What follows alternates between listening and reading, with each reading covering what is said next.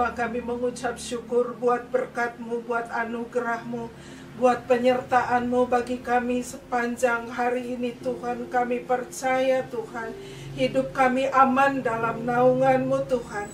Kami aman di dalam genggaman tangan-Mu Tuhan. Kami mengucap syukur Bapa. Kami mengucap syukur karena kami diberikan kemampuan, diberikan kekuatan Tuhan, untuk memasuki tahun dimensi yang baru ini Tuhan. Kami mengerti ada maksud Tuhan, ada rencana Tuhan dalam hidup kami. Hari-hari ini Tuhan, kami mau menyerahkan Tuhan para pemimpin-pemimpin umat-Mu Tuhan, para pemimpin gereja-Mu ke dalam tangan Tuhan.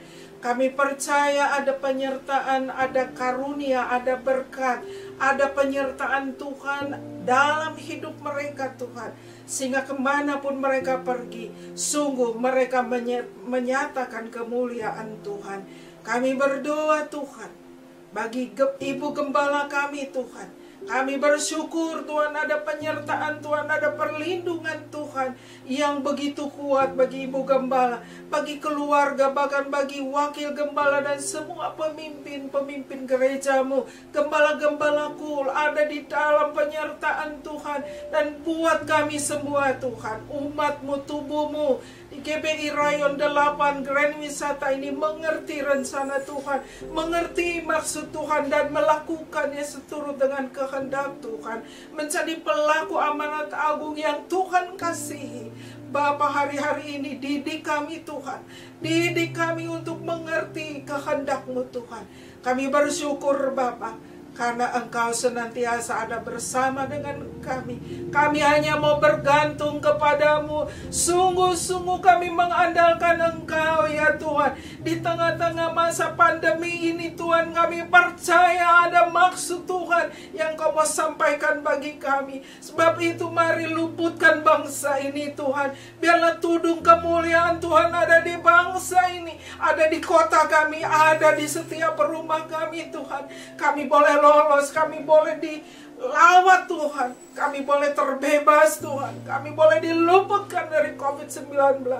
Dan Bapa, biarkan kami menerima kekuatan daripada-Mu Tuhan. Engkau berkati, kami berdoa, Engkau berkati tim medis Tuhan. Engkau berikan sukacita, kemampuan bagi mereka untuk melayani setiap pasien-pasien COVID-19 maupun yang lainnya Tuhan.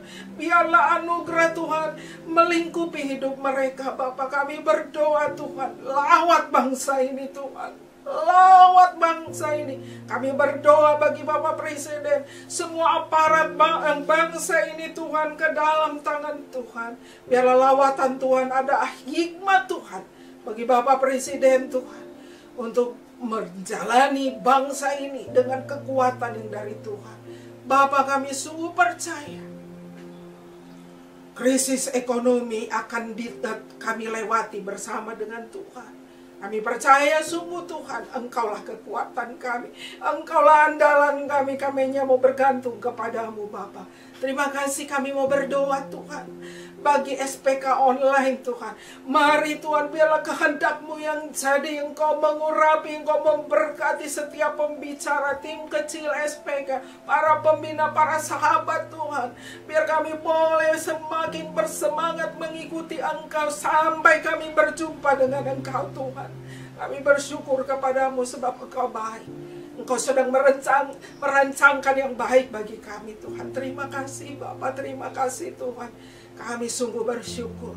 Dalam segala keadaan kami tahu Engkau beserta dengan kami. Gadamu dan tongkat-Mu itulah yang menyertai kami Bapa. Terima kasih Bapa, terima kasih Tuhan. Hanya di dalam nama Yesus Kristus, Sang Gembala Agung itu Tuhan, kami berdoa dan mengucap syukur. Jadilah menurut kehendak Tuhan di tengah-tengah bangsa kami, di tengah-tengah gereja tubuh-Mu dan juga keluarga kami. Hanya di dalam nama Yesus. Haleluya, haleluya, amin. Shalom saudara, kembali lagi kita bertemu dalam online service kita di minggu ini. Bersyukur kita boleh memasuki tahun yang baru, tahun 2021. Tahun di mana Tuhan akan memurnikan hidup kita lebih lagi. The year of integrity. Percayalah satu hal, bahwa Tuhan yang akan menyertai kehidupan kita sepanjang tahun ini. Dia yang akan membimbing kita, menyertai kita, dan menolong kita. Karena dialah Allah Immanuel, Allah yang menyertai hidup kita. Dialah penolong kita dalam kesesakan. Apapun yang menjadi kerinduanmu saat ini, saudara. Mari sama-sama pagi hari ini kita mau datang di hadapan Tuhan. Kita mau bawa setiap kerinduan kita untuknya. Kita mau bawa di hadapannya. Apapun yang menjadi masalahmu saat ini. Dia tahu persis, Yesus tahu persis apa yang menjadi isi hatimu, saudara. Mari berseru kepada Tuhan. Sebab tidak ada yang mustahil bagi Tuhan. Haleluya Yesus. Terima kasih Tuhan. Terima kasih Tuhan Yesus. Terima kasih Yesus. Engkaulah Tuhan, penolong dalam hidup kami. Yes Lord. Kau Tuhan, penolong dalam hidupku.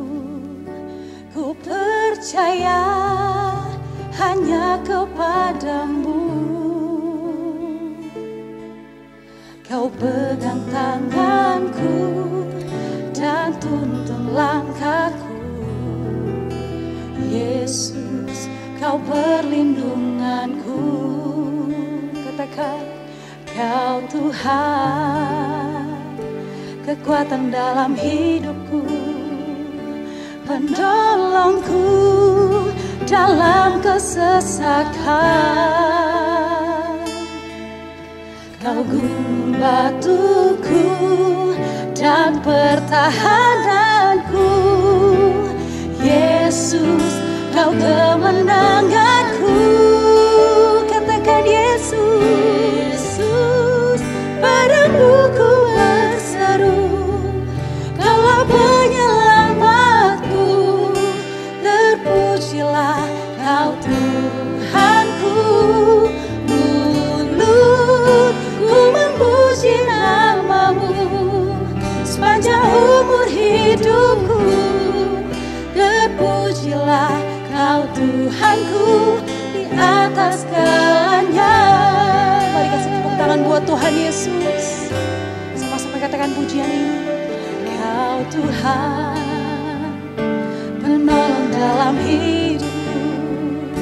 Ku percaya hanya kepadamu. Kau pegang tanganku dan tuntun langkahku. Yesus, kau perlindunganku. Kau Tuhan, kekuatan dalam hidupku, penolongku dalam kesesakan. Kau gunung batuku dan pertahananku. Yesus, kau kemenanganku. Yesus, padamu ku berseru. Kaulah penyelamatku, terpujilah kau Tuhanku. Mulutku memuji namamu sepanjang umur hidupku. Terpujilah kau Tuhanku di atas segalanya. Kaulah sumber kuatku, kaulah kehidupanku. Kaulah pertahananku. Oh Yesus, ku percaya padamu.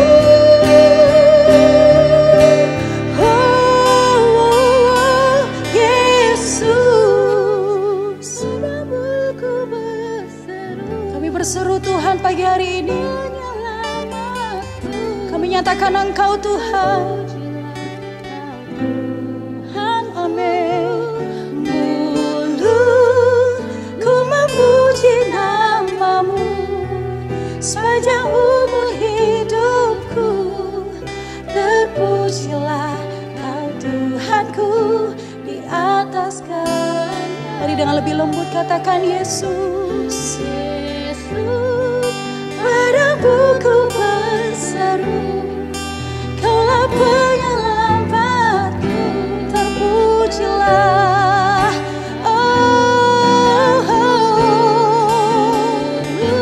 Mulut kami memuji-Mu Tuhan, sepanjang umur hidupku, terpujilah Kau Tuhanku di atas segalanya.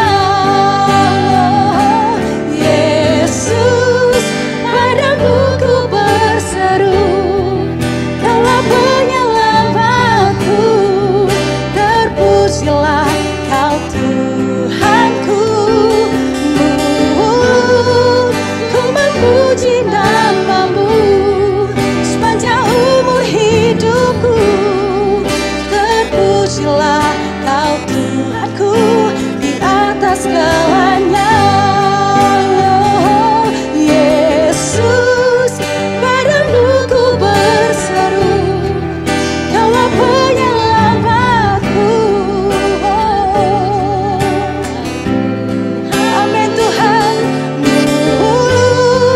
Ku memuji nama-Mu sepanjang umur hidupku, terpujilah Kau Tuhanku di atas segalanya. Mulutku memuji nama-Mu sepanjang umur hidupku, terpujilah Kau Tuhanku di atas segalanya.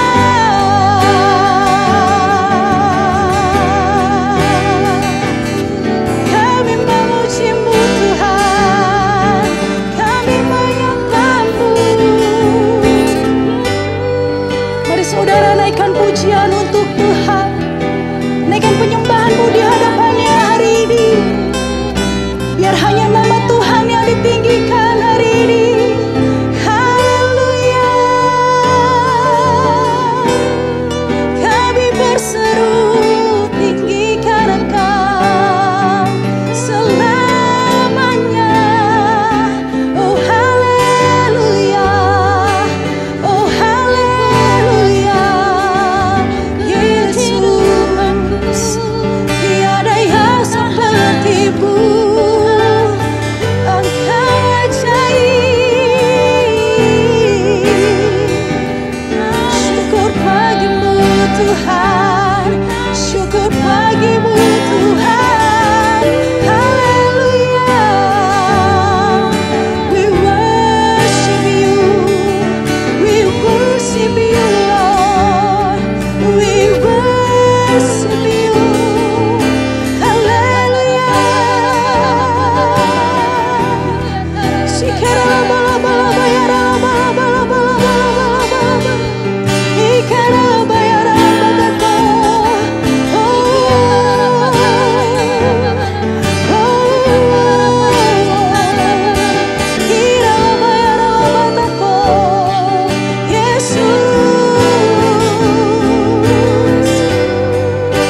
Kami menjambamu Tuhan.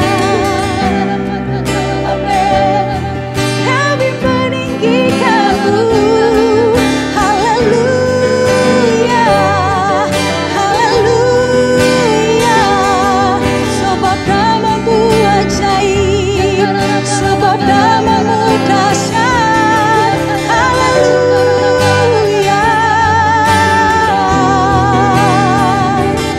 Yes Lord, thank You Lord, thank You Lord. Haleluya, haleluya. We worship You Lord, we worship You Lord.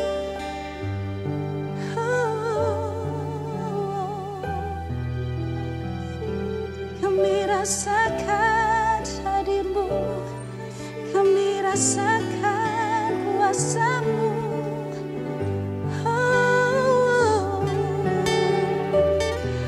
rasakan kehadiran Tuhan.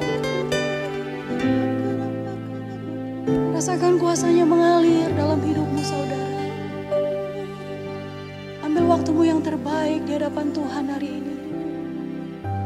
Izinkan Tuhan menjamah setiap hati kita.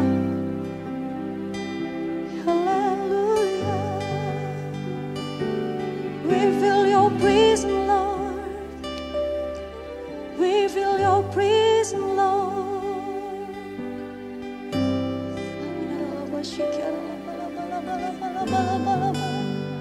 Engkau baik, Engkau baik. Yes. Haleluya.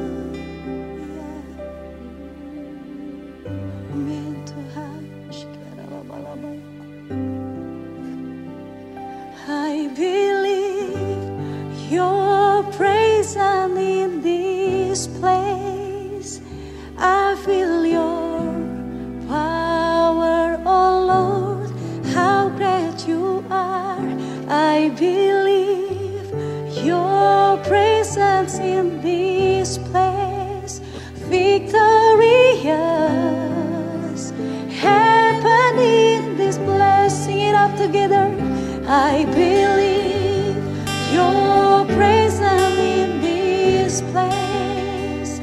I feel your power, oh Lord, how great you are. I believe your presence in this place. Victorious heaven in this place. Katakan ku yakin. Amin. Nyatakan di hadapan Tuhan bahwa Dia hadir di tempat saudara saat ini. Dia akan memberkati saudara. Dia akan menyembuhkan saudara. Dia akan memulihkan saudara saat ini. Haleluya.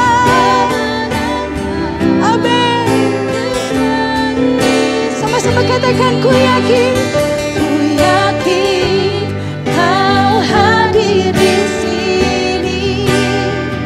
Ku rasakan kuasa yang tak terbatas. Ku yakin Kau nyata di sini. Kemenangan terjadi di sini. Katakan ku yakin. Ku yakin Kau hadir di sini. Amin. Kami rasakan kehadiran-Mu Tuhan.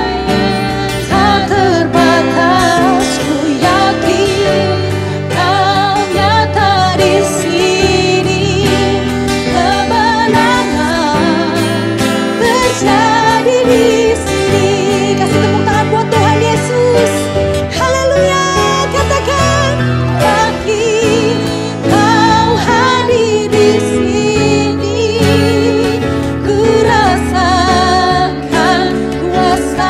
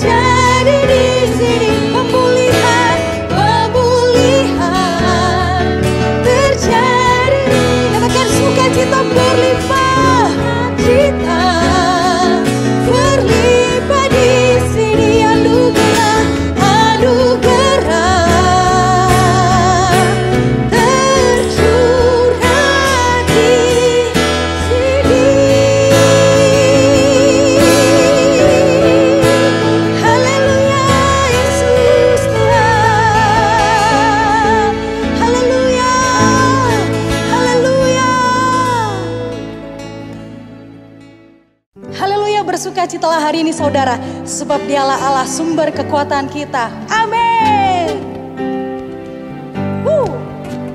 Katakan bersama-sama. Allah sumber kuatku, Allah sumber kuatku, Allah sumber kuatku dan bagianku sembahnya. Allah sumber kuatku, Allah sumber kuatku, Allah sumber kuatku dan bagianku sembahnya, sembahnya. Haleluya. Mari bertepuk tangan bersama-sama saudara. Amin. Sebab Engkaulah sumber kekuatan kami. Haleluya. Mari bersama-sama katakan. Hanya Kau milikku di surga, tiada yang ku ingini di bumi, hanya Kau.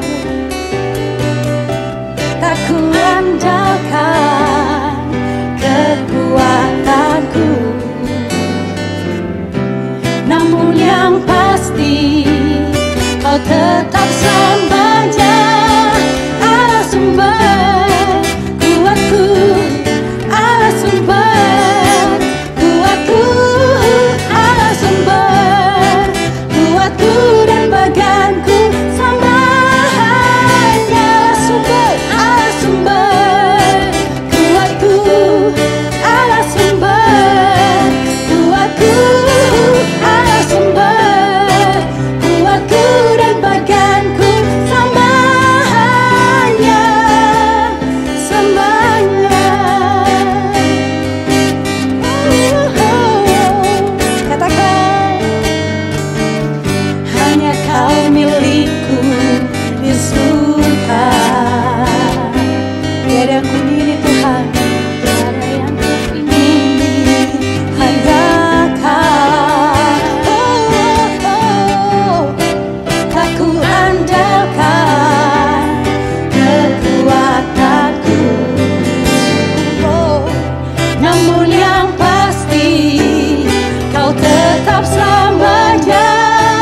Allah sumber kuatku, Allah sumber kuatku, Allah sumber kuatku dan bagianku sembahnya. Allah sumber kuatku, Allah sumber kuatku, Allah sumber kuatku dan bagianku sembahnya, sembahnya. Allah sumber, yes, kuatku, amin. Allah sumber kuatku, Allah sumber kuatku dan bagianku sembahnya, sembahnya.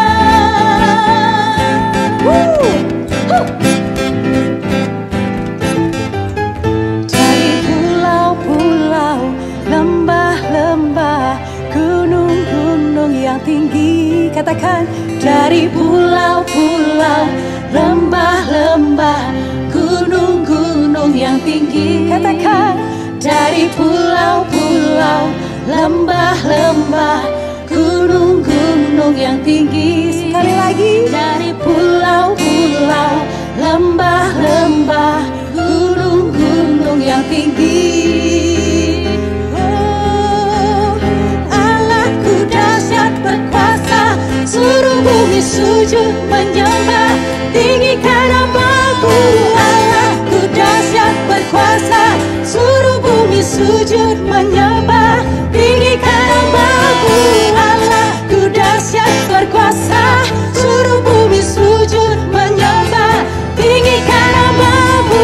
Allahku dahsyat berkuasa, seluruh bumi sujud menyembah, tinggikan nama-Mu.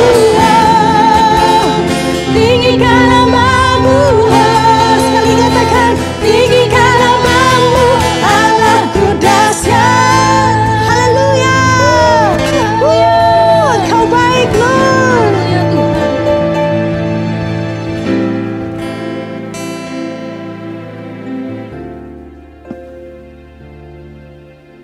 Mari bersama-sama Bapak Ibu Saudara, kita mau siapkan hati kita. Izinkan Tuhan menyelidiki kedalaman hati kita. Amin Tuhan Yesus. Terima kasih Tuhan Yesus. Selidiki aku, lihat hatiku, apakah ku sungguh mengasihimu, Yesus, Kau yang Maha Tahu dan menilai hidupku, tak ada yang tersembunyi bagi. Mari bersama-sama katakan, selidiki aku, lihat hatiku, apakah ku sungguh mengasihimu, Yesus, Kau yang Maha Tahu dan menilai hidupku, tak ada yang tersembunyi bagimu. Telah kulihat kebaikan-Mu yang tak pernah habis di hidupku. Ku berjuang sampai akhirnya Kau dapati aku tetap setia. mari dong lebih sungguh lagi naikkan pujian ini. Selidiki aku, lihat hatiku, apakah ku sungguh mengasihimu, Yesus, Kau yang Maha Tahu dan menilai hidupku, tak ada yang tersembunyi bagimu. Katakan, telah kulihat kebaikan-Mu yang tak pernah habis di hidupku.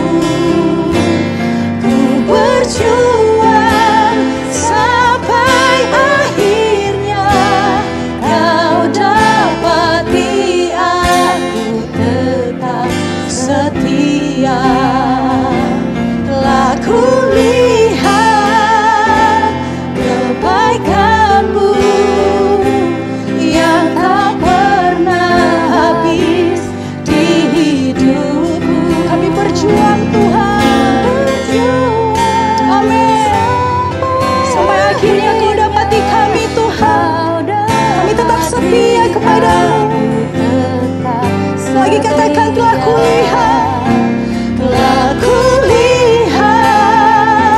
kebaikan-Mu yang tak pernah habis di hidupku. Ku berjuang sampai akhirnya Kau dapati aku tetap setia. Berjuang sampai akhirnya Kau dapati aku tetap setia. Aku berjuang sampai akhirnya Kau dapati aku tetap setia.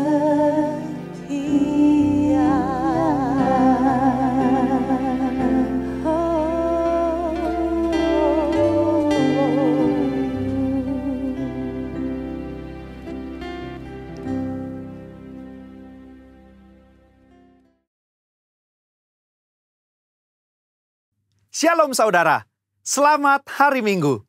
Voice of Pentecost hari ini akan membahas mengenai prophetic preaching atau khotbah profetik. Khotbah profetik adalah khotbah yang disampaikan dalam hadirat pengurapan, dan kuasa Roh Kudus agar kita dapat melakukan kehendak Tuhan di zaman now. Pada kondisi demikian, seorang pengkhotbah dapat menangkap pesan dan tuntunan khusus dari Tuhan melalui Roh Kudus untuk dilakukan pada saat tertentu. Dengan demikian, ada 3 unsur minimal yang harus dipenuhi dalam khotbah profetik. Pertama, hadirat, pengurapan, dan kuasa Roh Kudus. Khotbah profetik bukanlah khotbah asal-asalan tanpa arah, tujuan, dan dasar yang tidak jelas. Seorang hamba Tuhan yang berada dalam hadirat, pengurapan, dan kuasa Roh Kudus dimungkinkan untuk menangkap pesan profetik dari Tuhan untuk diperkatakan kepada umatnya. Seseorang yang mungkin bukan dari golongan Pentakosta dan tidak mempercayai bahwa karunia-karunia Roh Kudus masih ada di zaman sekarang ini, mungkin tidak sependapat dengan konsep khotbah profetik ini. Akan tetapi, hal itu tidak menjadi alasan seseorang untuk menghakimi bahwa praktek spiritualitas Pentakosta ini adalah hal yang salah dan tidak biblikal. Kedua, petunjuk atau arahan Tuhan. Di dalam Kisah Para Rasul 1 ayat 2, dikatakan bahwa sampai pada hari ia terangkat, sebelum itu ia telah memberi perintahnya oleh Roh Kudus kepada rasul-rasul yang dipilihnya. Ini merupakan gambaran bahwa insan Pentakosta juga dapat menerima perintah dan tuntunan Tuhan melalui Roh Kudus. Dalam ayat ini tidak dikatakan bahwa Tuhan Yesus memberi perintah kepada murid-murid melalui firman Tuhan yang tertulis, melainkan melalui Roh Kudus. Hal inilah yang mendasari bahwa pengkhotbah Pentakosta cenderung membawa dimensi yang baru ke dalam persiapan khotbah, yaitu dengan menafsirkan ayat demi ayat di dalam konteks Alkitab dan tuntunan Roh Kudus untuk pendengar di zaman now. Yang ketiga, kehendak Tuhan pada zaman now. Ciri khas dari khotbah profetik adalah bagaimana memaknai firman Tuhan yang tertulis menjadi tuntunan roh kepada jemaatnya di setiap zaman. Kita percaya firman Tuhan berlaku dan aplikatif dalam setiap kondisi dan situasi. Nah, hal ini membutuhkan kepekaan dalam mendengarkan suara Roh Kudus atas apa yang Tuhan sedang katakan. Sebagai contoh, di dalam 2 Samuel 5 ayat 17-25, Daud sedang berperang dengan orang Filistin. Sebelum Daud maju berperang, dia bertanya kepada Tuhan untuk strateginya. Dan Tuhan menjawab, majulah. Maka Daud maju dan memukul kalah di tahap pertama. Lalu beberapa ayat setelahnya, orang Filistin mau melawan lagi. Dan apa kata Tuhan? Sekarang kata Tuhan, bukan majulah, melainkan janganlah maju, tetapi buatlah gerakan lingkaran sampai ke belakang mereka. Inilah yang dikatakan orang Pentakosta ketika kita menekankan khotbah profetik yang mengikuti tuntunan roh. Kalau Daud tidak bertanya dan mendengarkan Tuhan pada serangan yang kedua, bisa jadi dia kalah karena berasumsi strategi Tuhan sama dengan yang pertama. Umat Tuhan di zaman now juga harus peka dan dengar-dengaran dengan suara roh, apa yang menjadi tuntunannya hari demi hari dan minggu demi minggu. Sehubungan dengan pembahasan ketiga unsur khotbah profetik di atas, maka pesan Tuhan dalam khotbah profetik terkait menengking badai dan masuk dalam persembunyian bukanlah sebuah inkonsistensi maupun khotbah plin-plan yang membuat jemaat bingung, melainkan pesan Tuhan yang progresif terkait dengan apa yang menjadi kehendak Tuhan yang harus disampaikan kepada jemaat untuk dilakukan. Alkitab juga memberikan contoh yang sangat kuat tentang khotbah profetik, di mana para rasul mencari solusi atas sebuah masalah dengan tuntunan Roh Kudus, firman Tuhan, dan komunitas orang percaya saat itu. Di dalam Kisah Para Rasul 15, di sana sedang terjadi masalah di gereja mula-mula, di mana orang non-Yahudi diminta untuk disunat dan mengikuti hukum Musa. Apa yang para pemimpin lakukan di dalam memutuskan hal tersebut? Kisah Para Rasul 15 ayat 15-17, Yakobus mengutip firman Tuhan dari Amos dan dia menafsirkan ayat tersebut menurut konteks pada zaman itu dengan menyederhanakan ratusan hukum Taurat menjadi beberapa hal saja, yaitu tidak boleh makan makanan yang dipersembahkan kepada berhala, jauh dari percabulan dan daging binatang yang mati dicekik, dan dari darah. Ketika mereka mengirim keputusan itu kepada gereja-gereja, itu adalah keputusan Roh Kudus dan keputusan kami. Ini adalah contoh nyata dari khotbah profetik yang menjawab masalah. Yakobus mengutip firman Tuhan dari kitab Amos dan bersama komunitas yang dipenuhi Roh Kudus menafsirkan dan memberikan pesan profetik untuk gereja mula-mula di zaman itu. Hal inilah yang mendasari bagaimana seorang pengkhotbah yang dipenuhi Roh Kudus harus bisa memberikan tuntunan kepada jemaat sesuai dengan kebenaran firman Tuhan pada zaman now. Kesimpulannya, khotbah profetik merupakan khotbah yang dihasilkan dari pengkhotbah yang berada dalam hadirat, pengurapan, dan kuasa Roh Kudus, di mana kondisi tersebut memungkinkan seorang pengkhotbah untuk mendapatkan tuntunan, arahan, dan pesan khusus dari Tuhan melalui Roh Kudus. Sebagai insan Pentakosta, kita juga menerima dan merindukan khotbah-khotbah yang profetik di seluruh komunitas kudus dimanapun kita berada. Pesan profetik ini memungkinkan seseorang untuk menangkap dan melakukan apa yang menjadi kehendak dan tuntunan Tuhan pada zaman di mana ia hidup. Sehingga dengan penuh keyakinan kita menjalani kehidupan yang berkemenangan bersama Tuhan. Amin. Saudara, untuk penjelasan lebih lengkapnya dari tim teologi kami, jangan lupa buka link yang ada di atas atau scan barcode yang tersedia. Tuhan Yesus memberkati.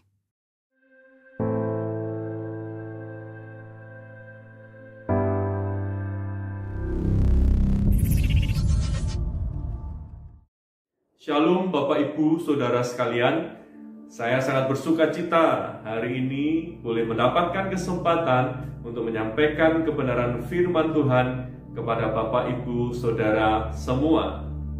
Saya tinggal di Surabaya, nama saya Betuel, saya melayani bersama istri saya, Syuling, dalam pelayanan, khususnya kami banyak terlibat di dalam pelayanan parenting, pelayanan kepada anak-anak juga. Dan hari ini saya akan mulai dengan menceritakan beberapa kisah pengalaman ketika kami mengajar tentang parenting, ketika kami menemani beberapa orang tua untuk mendidik anak-anak mereka. Ada satu isu yang sering kali kami dapati berkaitan dengan parenting, khususnya bagi mereka yang memiliki anak yang masih kecil, yaitu masalah selera makan. Masalah selera makan. Seringkali orang tua itu mengalami pergumulan, mengalami masalah, yaitu anak yang sulit makan. Dan sebenarnya kita bisa mengetahui masalah sesungguhnya dari anak-anak tidak suka makan itu sebenarnya masalah apa sih? Masalah selera. Masalah selera, masalah nafsu, masalah keinginan, masalah, kalau saya boleh pakai bahasa yang lebih mewakili, yaitu gairah. Gairah untuk makan itu tidak ada, gitu ya. Nafsu untuk makan itu tidak ada. Mereka tidak berselera sehingga mereka tidak mau menyentuh makanan. Dan itu seringkali kita dapati dalam anak-anak yang masih kecil. Selera makan mereka berkurang sehingga mereka tidak mau makan. Itu yang terjadi. Ya, selera itu menjadi masalah besar dalam kehidupan anak-anak. Dan tentu kita tahu ketika anak-anak itu tidak berselera makan, maka makannya jadi kurang, dan tentu akibatnya adalah mereka ada di antara mereka anak-anak itu yang menjadi kekurangan gizi, atau di antara mereka tidak bisa memiliki nutrisi yang cukup. Jadi selera asal mulanya adalah dari selera, tetapi kemudian selera itu berujung kepada masalah-masalah berikutnya. Selera itu penting dalam kehidupan kita. Orang tua tahu itu. Anak-anak nanti beranjak dewasa, beranjak dari remaja, dewasa. Kalau mereka juga kehilangan selera, misalnya mereka kehilangan selera atau keinginan atau gairah untuk belajar misalnya, sulit sekali untuk orang tua itu menggerakkan mereka untuk mau rajin belajar. Jadi selera itu hal yang sangat penting. Nah, sekarang mari coba kita pikirkan, kita renungkan. Saya ingin menarik pengalaman ini kepada sesuatu yang lebih dalam lagi, yaitu bicara tentang selera rohani, gairah akan Allah, kerinduan untuk mencari Allah, kerinduan untuk bersekutu dengan Dia. Oleh sebab itu mari hari ini kita merenungkan firman Tuhan bersama berkaitan tentang selera rohani. Saya mengajak Bapak Ibu Saudara sekalian membuka Alkitab. Kita membaca bersama di dalam kitab Bilangan pasal yang ke-9. Bilangan pasal yang ke-9. Kitab Bilangan pasal yang ke-9. Saya akan membacakan bagi Bapak Ibu Saudara sekalian. Dikatakan demikian. Bilangan 9. Tuhan berfirman kepada Musa di padang gurun Sinai pada bulan yang pertama tahun yang kedua sesudah mereka keluar dari tanah Mesir. Orang Israel harus merayakan Paskah pada waktunya. Pada hari yang ke-14 bulan ini, pada waktu senja haruslah kamu merayakannya pada waktu yang ditetapkan. Menurut segala ketetapan dan peraturannya haruslah kamu merayakannya. Lalu Musa menyuruh orang Israel merayakan Paskah. Maka mereka merayakan Paskah pada bulan yang pertama, pada hari yang ke-14 bulan itu, pada waktu senja di padang gurun Sinai, tepat seperti yang diperintahkan Tuhan kepada Musa. Demikianlah dilakukan orang Israel. Ayat 6, ada permasalahan, ada kasus yang muncul. Dikatakan demikian. Tetapi ada beberapa orang yang najis oleh karena mayat, sehingga tidak dapat merayakan Paskah pada hari itu. Mereka datang menghadap Musa dan Harun pada hari itu juga, lalu berkata kepadanya, "Sungguh pun kami najis oleh karena mayat. Dengan dasar apakah kami dicegah mempersembahkan persembahan bagi Tuhan di tengah-tengah orang Israel pada waktu yang ditetapkan?" Lalu jawab Musa kepada mereka, "Tunggulah dahulu, aku hendak mendengar apa yang diperintahkan Tuhan mengenai kamu." Lalu berfirmanlah Tuhan kepada Musa, "Katakanlah kepada orang Israel, apabila salah seorang di antara kamu atau keturunanmu najis oleh karena mayat atau berada dalam perjalanan jauh, maka ia harus juga merayakan Paskah bagi Tuhan. Pada bulan yang kedua, pada hari yang ke-14 pada waktu senja, haruslah orang-orang itu merayakannya. Beserta roti yang tidak beragi dan sayur pahit haruslah mereka memakannya. Janganlah mereka meninggalkan sebagian daripadanya sampai pagi, dan satu tulang pun tidak boleh dipatahkan mereka. Menurut segala ketetapan Paskah, haruslah mereka merayakannya. Sebaliknya, orang yang tidak najis dan tidak dalam perjalanan, tetapi lalai merayakan Paskah, orang itu harus dilenyapkan dari antara orang-orang sebangsanya, sebab ia tidak mempersembahkan persembahan yang kepada Tuhan pada waktunya. Orang itu akan menanggung akibat dosanya. Firman yang kita baca hari ini sangat menarik, Ibu Bapak Saudara sekalian. Latar belakangnya adalah perintah dari Allah untuk merayakan Paskah. Paskah harus dirayakan. Paskah harus dirayakan karena Paskah adalah satu hari untuk mengingat bahwa Allah begitu hebat, Allah yang begitu maha kuasa itu sudah melepaskan bangsa Israel keluar dari perbudakan di Mesir. Dan ini adalah sebuah prestasi rohani bagi bangsa Israel yang tentu saja dikerjakan oleh Allah sendiri. Oleh sebab itu, Allah ingin orang Israel mengingat karya Allah yang besar itu. Allah ingin orang Israel selalu mengenang, mengingat, menghitung berkat penyertaan Allah. Sehingga jika bicara tentang Paskah, Paskah bukan hanya hari untuk mengingat, tetapi hari untuk bersekutu dengan Allah sendiri, untuk mengenal, mengenang, dan sekaligus mengenal Allah yang hebat itu bagi bangsanya. Oleh sebab itu, tentunya umat Tuhan pada waktu itu, orang-orang Israel begitu bersukacita. Mereka sangat memiliki kerinduan untuk mengikuti perayaan Paskah. Tapi menariknya adalah di sini kita melihat bahwa ada kasus yang terjadi, yaitu di ayat yang ke-6 dikatakan dimulai dengan kata tetapi.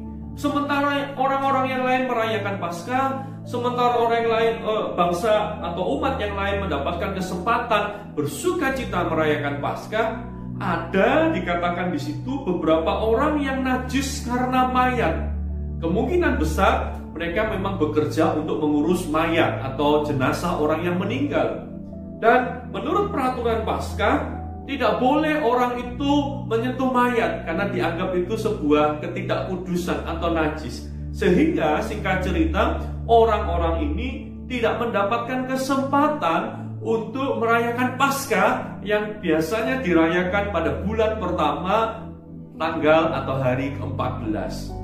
Nah, pertanyaannya adalah bagaimana mereka menyikapi masalah ini? Sepertinya mereka tidak mendapatkan kesempatan untuk beribadah. Sepertinya mereka sudah terhalang untuk memiliki waktu untuk bersekutu dengan Allah. Mereka begitu merindukan, tetapi mereka dihalangi oleh status tidak kudus atau najis yang melekat pada mereka pada waktu itu. Ketika saya merenungkan firman ini, saya berpikir, Bapak Ibu Saudara sekalian, bukankah ini sesuatu yang terjadi di masa kini? Setiap kita hari ini sepertinya terhalang untuk bersekutu bersama-sama di gereja seperti yang biasa kita lakukan sebelum masa pandemi. Kita bersama-sama memuji Tuhan, menyembah Tuhan pada waktu itu. Begitu indah persekutuan orang percaya. Dan tiba-tiba pandemi datang. Dan tiba-tiba kita sepertinya tercerai-berai, sepertinya kita dihalangi untuk bisa datang untuk beribadah kepada Tuhan. Walaupun terima kasih puji Tuhan, dengan bantuan teknologi kita masih bisa beribadah bersama-sama secara online sampai hari ini. Tetapi sebenarnya kondisinya hampir mirip. Ada halangan untuk orang-orang itu untuk menikmati perayaan Paskah. Ada halangan untuk mereka beribadah kepada Allah. Sama seperti yang kita alami hari ini. Nah, pertanyaannya adalah, apa sikap mereka? Apakah mereka lalu kemudian berkata, kebetulan aku tidak bisa ibadah, ya sudah, kebetulan aku di rumah saja. Kebetulan aku tidak bisa ibadah, ya aku menikmati nonton Netflix di rumah saja. Kebetulan memang karena aku tidak diizinkan, ini kan bukan salahku, memang itu pekerjaanku, dan kemudian secara hukum aku memang tidak bisa beribadah, ya sudah, aku di rumah saja, aku tidur saja, aku santai-santai saja. Apakah sikap itu yang ditunjukkan oleh mereka? Tidak. Mereka tidak menunjukkan sikap hati yang seperti itu. Dikatakan di situ, mereka datang kepada Musa, mereka datang kepada Harun, dan mereka berkata, memang kami ini najis oleh mayat. Kami ini memang tidak diizinkan. Kami tahu itu hukum Allah. Kami tidak mau melanggarnya. Tapi Musa, tolong beri kesempatan, berikan kami jalan keluar. Karena kami ingin merayakan Paskah. Karena kami ingin mendapatkan kesempatan yang sama dengan saudara-saudara kami yang lain. Kami tidak ingin meninggalkan kerinduan kami sungguh rindu untuk bisa merayakan kebesaran Allah, kehebatan Allah. Kami rindu untuk beribadah, menyembah Dia. Kami rindu untuk bersekutu dengan Allah. Sebuah kerinduan yang terhalangi, tetapi mereka tidak puas ketika ada halangan. Mereka tidak puas secara rohani, maksud saya. Mereka merasa, aku tidak bisa tinggal diam. Kami tidak bisa tinggal diam. Kami harus mendapatkan jalan keluar. Kami harus tetap mendapat kesempatan untuk kami bisa menikmati persekutuan dengan Allah. Apa artinya? Artinya orang-orang ini begitu memiliki selera rohani.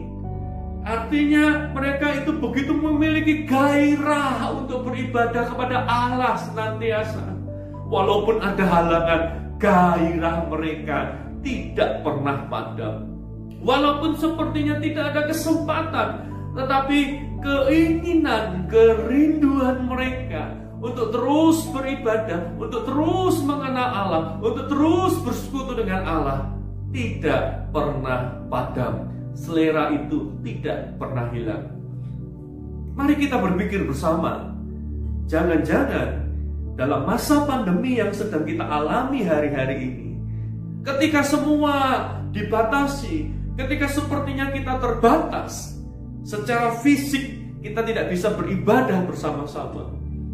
Jangan-jangan ini adalah ujian, ini adalah tes. Ini justru mengungkapkan sebenarnya apa yang ada di dalam hati kita ini. Masihkah kita memiliki gairah? Masihkah kita berselera untuk mencari Tuhan, untuk beribadah, untuk menikmati persekutuan dengan Dia? Masa-masa ini menjadi masa-masa yang dalam tanda kutip baik untuk mengungkapkan isi hati kita yang paling dalam. Kasus, krisis, halangan pada waktu itu mengungkapkan hati apa yang sikap hati apa yang ada di dalam hidup orang-orang ini. Dan mereka tidak puas ketika ada halangan. Mereka ngotot secara rohani. Mereka akan terus kejar, mereka akan terus bergairah. Ketika halangan ada, apakah kerinduan itu masih ada? Hal pertama yang saya ingin bagikan kepada Bapak Ibu Saudara sekalian adalah hal yang sangat penting yang harus kita jaga di dalam kehidupan kita adalah hati yang mendambakan Allah. Hati yang mendambakan Allah, hati yang merindukan Dia, hati yang ingin bersekutu dengan Dia, hati yang mendambakan Allah. Ini adalah satu hal yang sangat penting yang harus kita perjuangkan dan bersyukur. Bukankah Roh Kudus ada di dalam hidup kita untuk menuntun kita berjalan di dalam kebenaran? Bukankah Roh Kudus ada di dalam hidup kita menjadi satu pribadi yang mendampingi kita untuk kita ini punya selera rohani? Bahkan dikatakan pada saat kita tidak sanggup berdoa, Roh Kudus mengajar kita, Roh Kudus berdoa bagi kita, Roh Kudus memampukan kita bisa menaikkan doa-doa kita. Oleh sebab itu, hari ini mari kita berjuang untuk diri kita dulu secara pribadi. Tuhan, biarkanlah hati yang mendambakan Engkau itu terus ada di dalam hidupku. Roh Kudus, tolong aku supaya hatiku itu terus bergairah akan Engkau, mendambakan Engkau, selalu rindu bersekutu dengan Engkau. Masihkah engkau hari ini berani berdoa kepada Allah? Tuhan, biarlah setiap hari aku rindu mendengar perkataan-Mu yang sudah lengkap Kau tuliskan di dalam firman-Mu. Aku begitu rindu membaca, merenungkan dan melakukannya. Masihkah kita mendoakan itu? Masihkah kita menyiapkan waktu untuk bersekutu dengan Dia di dalam firman dan di dalam doa kita? Atau jangan-jangan kita hanya menyisakan waktu-waktu kita untuk bersekutu dengan Allah? Atau jangan-jangan bahkan kita sudah tidak memiliki waktu lagi? Mari sekali lagi, yang pertama, berjuanglah untuk memiliki hati yang mendambakan Allah. Bapak Ibu Saudara sekalian, hal yang sama itu terjadi dalam kehidupan anak-anak kita, dalam kehidupan pasangan kita. Mari kita bersama-sama mendoakan mereka untuk mereka mendambakan Allah dalam hidup mereka. Dan saya lanjutkan dulu, dan kemudian yang terjadi adalah luar biasa. Dikatakan di situ Musa menjawab demikian, tunggulah dulu, aku hendak mendengar apa yang diperintahkan Tuhan mengenai kamu. Wow, ini adalah sebuah contoh kehidupan yang luar biasa. Ketika menghadapi kasus, ketika Musa melihat gairah rohani, selera rohani yang begitu membual-bual di dalam hati orang-orang itu, mereka mencari jalan keluar, mereka minta untuk mereka tetap bisa memiliki kesempatan untuk beribadah kepada Allah. Maka yang dilakukan Musa tidak langsung memutuskan. Musa menghadapi satu pergumulan. Yang pertama, dia tahu secara hukum orang-orang itu tidak diizinkan untuk mengikuti Paskah. Tetapi Musa melihat satu kerinduan hati dalam kehidupan orang-orang itu, dan Musa sangat menghargai itu. Dan yang Musa lakukan luar biasa, Bapak Ibu Saudara sekalian. Ia katakan, tunggu, aku mau dengar apa yang Allah katakan, apa yang Allah putuskan di dalam kasus ini. Musa itu bukan orang biasa. Dalam tanda kutip, Musa itu bukan orang biasa. Dari mulutnya mengalir perkataan-perkataan yang menghasilkan mujizat. Tentu itu Allah yang mengerjakan melalui Musa. Melalui tangannya, Musa itu menyaksikan mujizat-mujizat terjadi. Tangannya itu diacungkan ke laut, laut itu terbelah. Musa itu punya pengalaman yang luar biasa. Tapi kalau kita meneliti sepanjang hidup Musa, maka ada banyak kali kalimat-kalimat yang dituliskan seperti kalimat ini. Musa berkata, aku akan mendengar apa yang diperintahkan Allah. Pada bagian yang lain dikatakan, aku ingin mencari keputusan Allah, aku ingin mencari apa yang Allah mau dalam peristiwa ini. Musa tidak pernah mengandalkan pengalamannya, bahkan Musa tidak mengandalkan pengalaman rohaninya. Wow, dia begitu kaya dengan pengalaman-pengalaman itu bagus memiliki pengalaman rohani. Tetapi yang Allah inginkan, Musa itu tidak bersandar kepada masa lalu itu. Masa lalu itu harus diingat untuk dia memiliki keyakinan yang penuh bahwa Allah itu sudah memakai dia. Tapi yang Allah lebih rindukan adalah kehidupan yang bergantung kepada dia waktu demi waktu. Saat demi saat Musa selalu kembali kepada Allah. Dia tidak mengandalkan kehebatan, kekuatannya, pengalamannya. Tidak, Musa tidak mengandalkan itu. Musa hanya mengandalkan Allah saja melalui kehidupan doanya tentu. Ini satu peragaan kehidupan yang luar biasa. Yang pertama adalah peragaan kehidupan hati yang selalu mendambakan Allah. Tetapi yang kedua, kita melihat sebuah peragaan kehidupan yang selalu bergantung kepada Allah. Indah sekali contoh kehidupan ini. Masihkah engkau memiliki hati yang sepenuhnya bergantung kepada Allah waktu demi waktu? Kita menghadapi masa-masa yang sepertinya bahkan pengalaman kehebatan kita tidak bisa berlaku lagi. Saya terlibat di dalam penggembalaan di gereja MDC Surabaya. Di gereja kami beberapa gembala menemani beberapa kelompok kecil.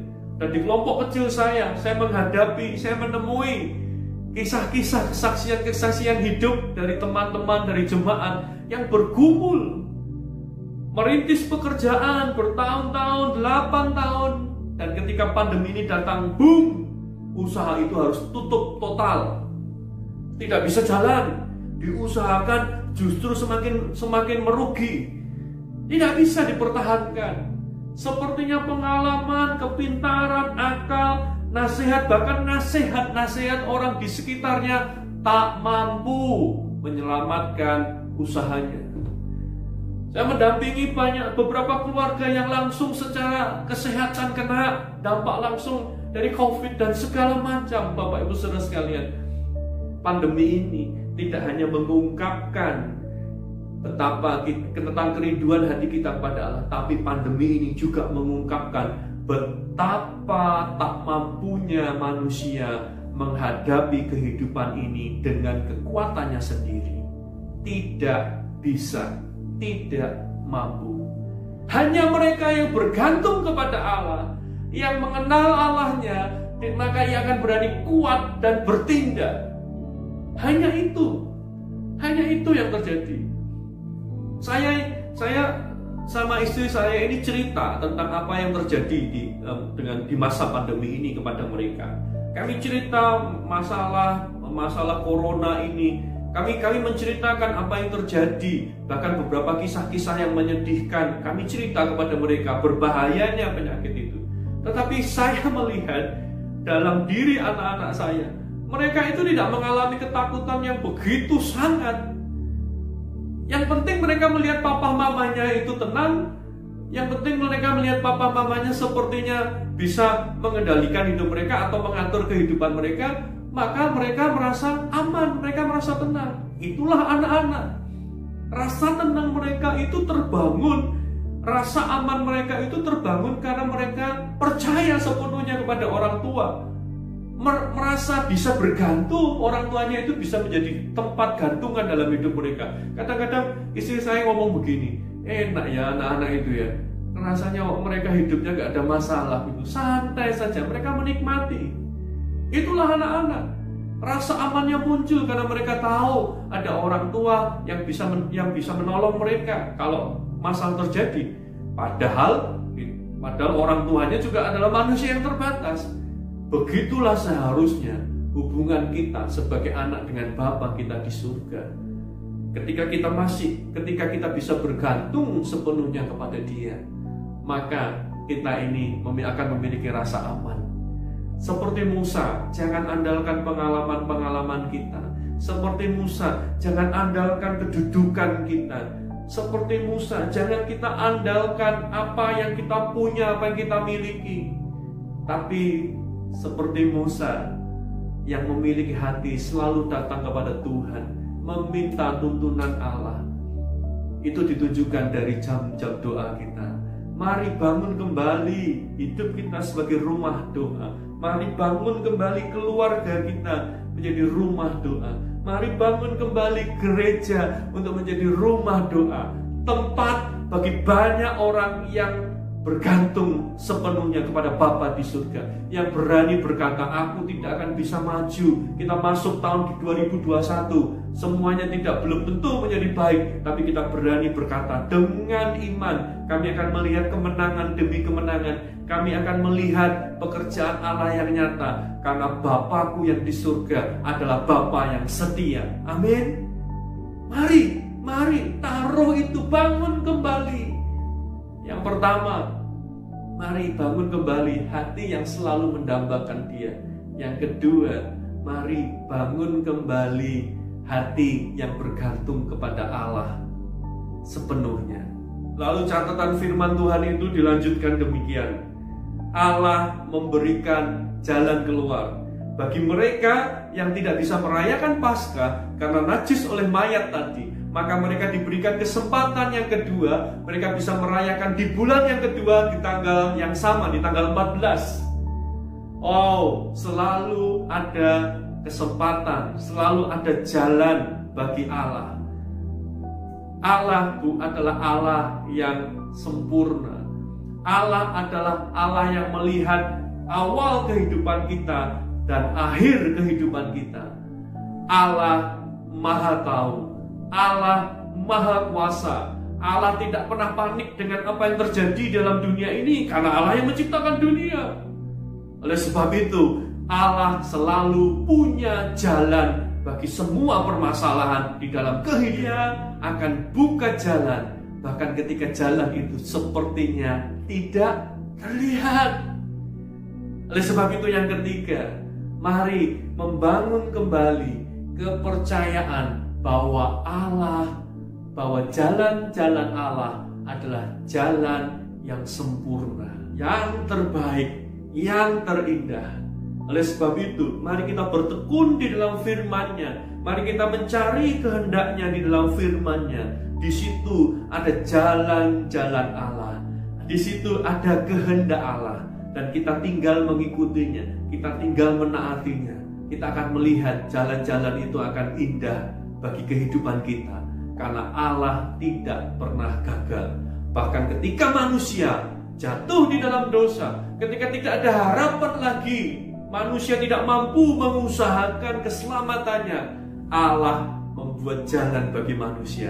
Jalan yang sempurna itu melalui Tuhan Yesus Kristus mati di atas kayu salib. Setiap kita boleh diselamatkan. Kalau Dia sudah menyediakan jalan yang sempurna di atas kayu salib, maka itu jaminan dalam hidup kita bahwa jalan-jalannya adalah jalan yang sempurna. Rencananya adalah rencana yang paling indah yang bisa kita percayai. Oleh sebab itu, mari kembali kepada firman-Nya. Mari temukan kembali apa yang menjadi jalan-jalan Allah, apa yang menjadi rencananya. Renungkan itu dan ikuti dan berjalanlah. Engkau akan melihat, Bapak Ibu Saudara sekalian, engkau akan melihat bagaimana pekerjaan Allah itu indah bagi kehidupan setiap kita. Yang pertama, apa yang harus kita bangun? Yang pertama, hati yang mendambakan Allah. Yang kedua, kehidupan yang bergantung kepada Bapa di surga. Yang ketiga, percaya kepada jalan-jalannya yang sempurna. Saya ditanya, Pak Betuel, bagaimana ini anak saya sudah tidak rindu pada Tuhan? Bagaimana Pak Betuel ini, anak-anak saya sudah tidak punya selera rohani lagi? Bagaimana Pak? Ada seorang ibu berkata, bagaimana Pak, suami saya sudah sepertinya tidak bisa bergantung lagi kepada Allah, sudah tidak percaya lagi kepada jalan-jalan Allah, sepertinya ia mengusahakan segala sesuatu dengan caranya sendiri. Kalau kita masih bisa memberikan nasihat, berikanlah nasihat kepada mereka. Utamakan nasihat firman ini yang kita berikan kepada mereka. Tetapi ketika mereka betul-betul ada di masa hati mereka itu sudah sebenarnya tawar, hati mereka sudah tidak mendambakan lagi, kita bisa meneladankannya, kita bisa mencontohkannya, tetapi semua respon hati itu hanya bisa dikerjakan oleh Roh Kudus. Oleh sebab itu, berdoa adalah satu hal yang sangat penting. Doakan mereka. Daripada kita ngomel, daripada kita mengeluh, daripada kita putus asa, mari ambil waktu. Doakan keluargamu, doakan orang-orang di sekitarmu, doakan teman-teman yang ada di gereja, sahabat-sahabat kita. Tidak harus doa yang banyak-banyak. Doakan seperti yang firman Tuhan kita dengar hari ini. Doakan supaya mereka kembali mendambakan Allah. Doakan supaya mereka kembali bergantung kepada Bapa mereka di surga. Doakan supaya hati mereka itu bisa firm, bisa percaya, bisa yakin bahwa jalan-jalan Allah yang ada di dalam firman Tuhan itu adalah jalan yang terbaik, dan mereka mau berjalan di dalam kebenaran itu. Doakan, tidak ada cara yang lain. Hari ini saya ingin berdoa bagi Bapak Ibu Saudara sekalian. Mari bersatu hati, mari bersatu hati.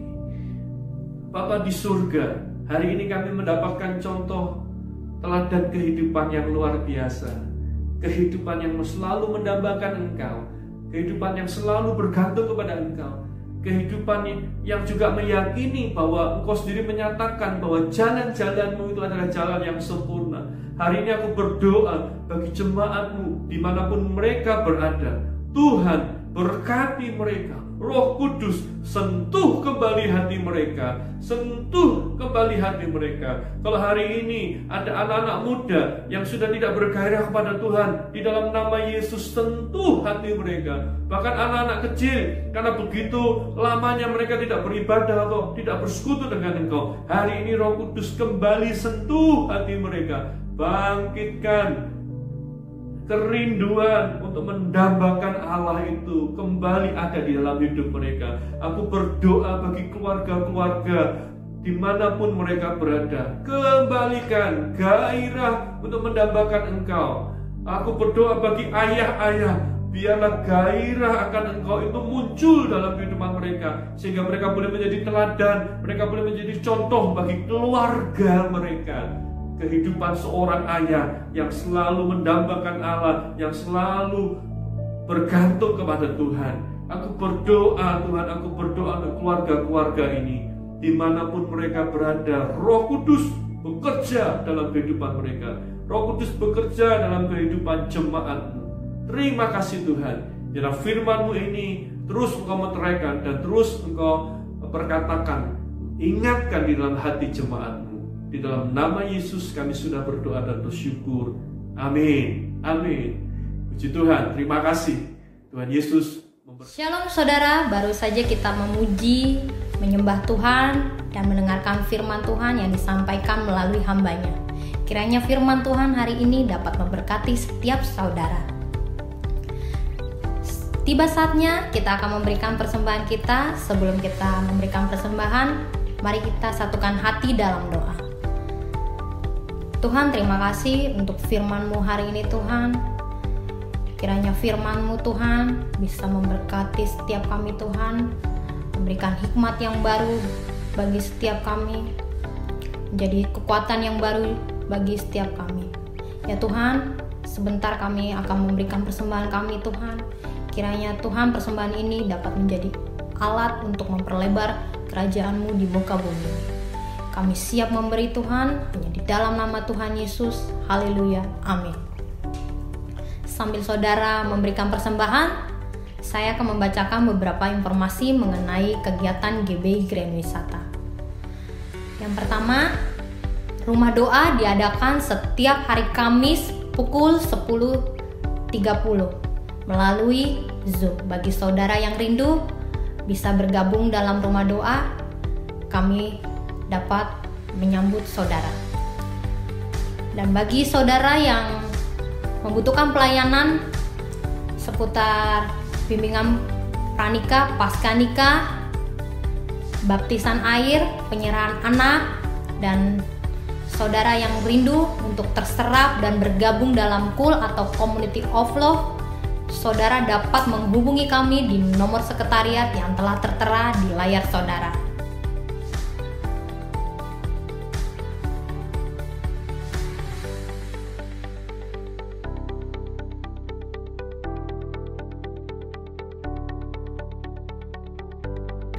Sekianlah pengumuman yang saya sampaikan pada hari ini. Stay safe and stay healthy. Tuhan Yesus memberkati.